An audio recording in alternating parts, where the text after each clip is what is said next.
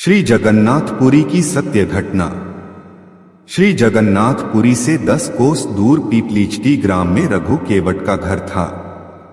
घर में स्त्री और बूढ़ी माता थी। सवेरे जाल लेकर रघु मछलियां पकड़ने जाता और पकड़ी हुई मछलियों को बेचकर परिवार का पालन करता। पूर्वजन्म के पुण्य संस्कारों के प्रभाव से रघु के हृदय में भगवान की भक्ति थी। वह अत्यंत दयालु था। मछलियां जब उसके जाल में आकर तड़पने लगती तब उसका चित्त व्याकुल हो जाता। उसे अपने कार्य पर ग्लानि होती, परंतु जीवन निर्वाह का दूसरा कोई साधन न होने से वह अपने व्यवसाय को छोड़ नहीं पाता था। रघु ने एक अच्छे गुरु से दीक्षा ले ली थी। गले में तुलसी की कंठी बांध ली थी। सवेरे स्नान करके भगवान नाम का जप करता था। भागवत सुनना और सत्संग में जाना उसका दैनिक कार्य हो गया था। इन सब से उसका अंतःकरण धीरे धीरे शुद्ध हो गया। जीव मात्र में भगवान विराजमान है, यह बात उसकी समझ में आने लगी। जीव हिंसा से उसे अब तीव्र विरक्ति हो गई। रघु के लिए मछली पकड़ना बहुत ही क्लेशदायक हो गया। उसने इस काम को छोड़ दिया। कुछ दिन तो घर के संचित अन्न से काम चला, पर संचय था ही कितना। उपवास होने लगा। घर में त्राहि मच गई। पेट की ज्वाला तथा माता और स्त्री के तिरस्कार से व्याकुल होकर रघु फिर जाल उठाना पड़ा। वह स्वयं तो भूख से प्राण दे सकता था, पर वृद्धा माता और पत्नी का कष्ट उससे सहा नहीं जाता था। पछताता, भगवान से प्रार्थना करता। मछली के स्वर एक दिन वह तालाब पर गया। जाल डालने पर एक बड़ी सी लाल मछली उसमें आई और जल से निकालने पर तड़पने लगी। रघु का हृदय छटपटा उठा। उसे स्मरण आया कि सभी जीवों में भगवान हैं। उस तड़पती मछली में स्पष्ट उसे भगवान प्रतीत होने लगे। इसी समय उसे माता और पत्नी की भूखी आकृति का स्मरण हुआ। दुहखी व्याकुल रघु ने मछली को जाल से निकालकर पकड़ा और कहने लगा, मत्स्य रूपधारी हरि, मेरे दुहख की बात सुनो। तुम्ही ने मुझे धीवर बनाया है। जीवों को मारकर पेट भरने के सिवा और कोई दूसरा उपाय मैं जीवन निर्वाह का नहीं जानता। इससे तुमको मारने के लिए मैं विवश हूं। तुम हरि हो या और कोई, आज मेरे हाथ से बचकर नहीं जा सकते। रघु ने दोनों हाथों से जोर से मछली का मुख पकड़ा और उसे फाड़ने लगा। सहसा मछली के भीतर से स्पष्ट शब्द आया, रक्षा कर नारायण। रक्षा कर। रघु चकित हो गया। उसका हृदय आनंद से भर गया। मछली को लेकर वह वन की ओर भागा। वहां पर्वत से बहुत से झरने गिरते थे। उन झरनों ने अनेक जलकुंड बना दिए थे। रघु ने एक कुंड में मछली डाल दी। रघु भूल गया वह कई दिन से भूखा है। भूल गया कि घर में माता तथा स्त्री उसकी प्रतीक्षा करती होंगी। वह तो कुंड के पास बैठ गया। उसके नेत्रों से 2 झरने गिरने लगे। वह भरे कंठ से कहने लगा, मछली के भीतर से मुझे तुमने नारायण नाम सुनाया। अब तुम दर्शन क्यों नहीं देते? तुम्हारा स्वर इतना मधुर है तो तुम्हारी छवि कितनी सुंदर होगी। मैं तुम्हारा दर्शन पाए बिना अब यहां से उड़ूंगा नहीं। ब्राह्मण वेश में भगवान रघु को वहां बैठे बैठे 3 दिन हो गए। वह नारायण नारायण रट लगाए था। नारायण में तन्मय था। एक बूंद जल तक उसके मुख में नहीं गया। दिन और रात का उसे पता ही नहीं था। भक्ति की सदा खोज खबर रखने वाले भगवान एक वृद्ध ब्राह्मण के वेश में वहां आए और पूछने लगे, अरे तपस्वी, तू कौन है? तू इस निर्जन वन में क्यों आया? कब से बैठा है यहां? तेरा नाम क्या है? रघु का ध्यान टूटा। उसने ब्राह्मण को प्रणाम करके कहा, महाराज, मैं कोई भी हो, आपको मुझसे क्या प्रयोजन है? बातें करने से मेरे काम में विघ्न पड़ता है। आप पधारें। ब्राह्मण ने तनिक हंसकर कहा, मैं तो चला जाऊंगा, पर तू सोच तो सही कि मछली भी कहीं मनुष्य की बोली बोल सकती है। तुझे भ्रम हो गया है। जब कुछ उस मछली में है ही नहीं, तब तुझे किसके दर्शन होंगे? तू यहां व्यर्थ क्यों बैठा है? घर चला जा। रघु तो ब्राह्मण की बात सुनकर चौंक पड़ा। उसने समझ लिया कि मछली की बात जानने वाले ये सर्वज्ञ मेरे प्रभु ही हैं। वह बोला, भगवन, सब जीवों में परमात्मा ही हैं, यह बात मैं जानता हूं। मछली के शरीर में से वे ही बोलने वाले हैं। मैं बड़ा पापी हूं, जीवों की हत्या की है मैंने। क्या इसी से आप मेरी परीक्षा ले रहे हैं? आप ही तो नारायण हैं। आप प्रकट होकर मुझे दर्शन क्यों नहीं देते? मुझे क्यों तरसा रहे हैं? नाथ, चतुर्भुज रूप में दर्शन भक्त की प्रेम भरी प्रार्थना सुनकर कृपा सागर प्रभु अपने दिव्य चतुर्भुज रूप में प्रकट हो गए। रघु तो एकटक देखता रह गया। उस लावण्य राशि को वह आंसू बहाता हुआ प्रभु के चरणों में लौटने लगा। भगवान ने उसे भक्ति का आशीर्वाद देकर और भी वर मांगने को कहा।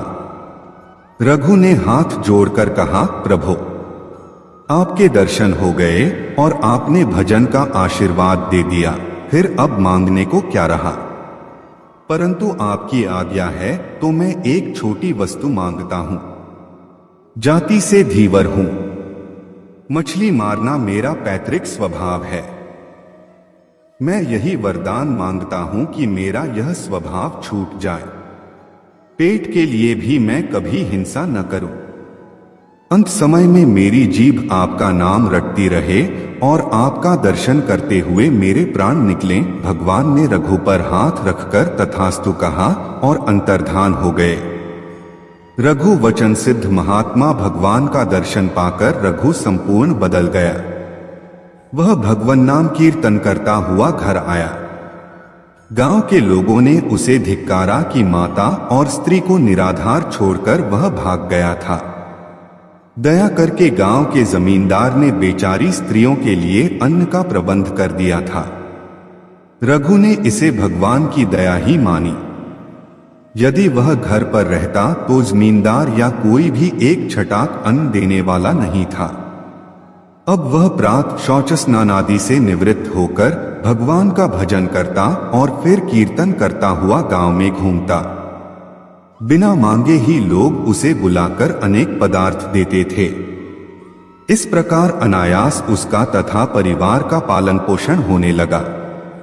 उसकी माता तथा स्त्री भी अब भजन में लग गई।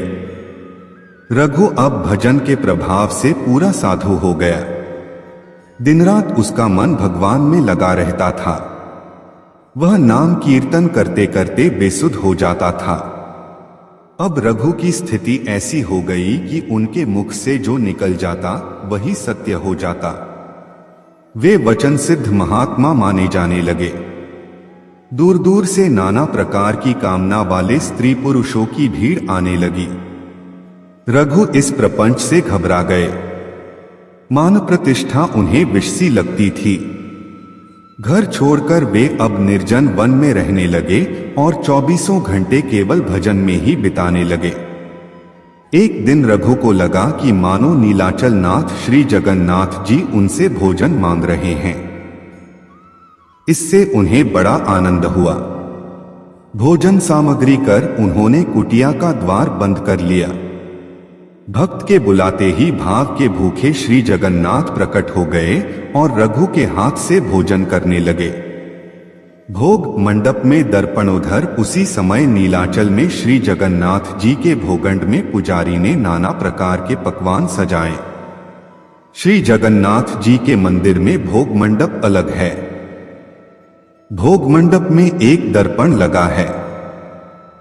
उस दर्पण में जगन्नाथ जी के श्री विग्रह का जो प्रतिबिंब पड़ता है उसी को नैवेद्य चढ़ाया जाता है।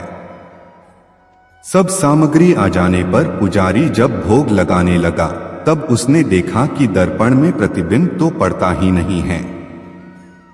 दर्पण जहां का था, बीच में कोई आड़ भी नहीं थी, पर प्रतिबिंब नहीं पड़ रहा था। घबराकर वह राजा के पास गया। उसने कहा, महाराज, नैवेद्य में कुछ दोष होना चाहिए। श्री जगन्नाथ स्वामी उसे स्वीकार नहीं कर रहे हैं। अब क्या किया जाए? श्रद्धालु राजा ने स्वयं देखा कि दर्पण में प्रभु का प्रतिबिंब नहीं पड़ता। उन्हें बड़ा दुख हुआ। वे कहने लगे, पता नहीं मुझसे क्या अपराध हो गया कि मेरी सामग्री से अर्पित भोग प्रभु स्वीकार नहीं करते। मुझसे कोई अपराध हुआ हो तो प्रायश्चित करने को मैं तैयार हूं। राजा का स्वप्न। राजा प्रार्थना करते हुए दुखी होकर भगवान के गरुड़ ध्वज के पास जाकर भूमि पर ही लेट गए। भगवान की लीला से लेटते ही उन्हें तंद्रा आ गई। उन्होंने स्वप्न में देखा कि प्रभु कह रहे हैं, राजा, तेरा कोई अपराध नहीं, तू दुखी मत हो। मैं नीलाचल में था ही नहीं, तब प्रतिबिंब किसका पड़ता? मैं तो इस समय पीपलीचटी ग्राम में अपने भक्त रघु केवट की झोपड़ी में बैठा उसके हाथ से भोजन कर रहा हूं। वह जब तक नहीं छोड़ता, मैं यहां आकर तेरा नैवेद्य कैसे स्वीकार कर सकता हूं? यदि तू मुझे यहां बुलाना चाहता है तो मेरे उस भक्त को उसकी माता तथा स्त्री के साथ यहां ले आ। यहीं उनके रहने की व्यवस्था कर। राजा का स्वप्न टूट गया। वे एकदम उठ खड़े हुए। घोड़े पर बैठकर शीघ्रता से पीपलीचटी पहुंचे। पूछ-पाछ कर रघु केवट की झोपड़ी का पता लगाया। जब कई बार पुकारने पर भी द्वार न खुला, तब द्वार बल लगाकर स्वयं खोला उन्होंने। कुटिया का दृश्य देखते ही वे मूर्ति की भांति हो गए। रोमांचित शरीर रघु सामने भोजन रखे किसी को ग्रास दे रहा है। रघु दिखता है, अन्न दिखता है, ग्रास दिखता है, पर ग्रास लेने वाला मुख नहीं दिखता। राजा चुपचाप खड़े रहे। वह अज्ञात मुख तो जिसे कृपा करके वह दिखाना चाहे वही बड़भागी देख सकता है। सहसा प्रभु अंतर्धान हो गए। रघु जल से निकाली मछली की भांति तड़पने लगा। राजा ने अब उसे उठाकर गोद में बैठा लिया। रघु को होश आया। अपने को राजा की गोद में देख वे चकित हो गए। जल्दी से उठकर वे राजा को प्रणाम करने लगे। उन्हें रोककर स्वयं पुरी नरेश ने उनके चरणों में प्रणाम किया। श्री जगन्नाथ की आज्ञा सुनकर रघु ने नीलाचल चलना स्वीकार कर लिया, माता तथा पत्नी के साथ। जय श्री जगन्नाथ जी।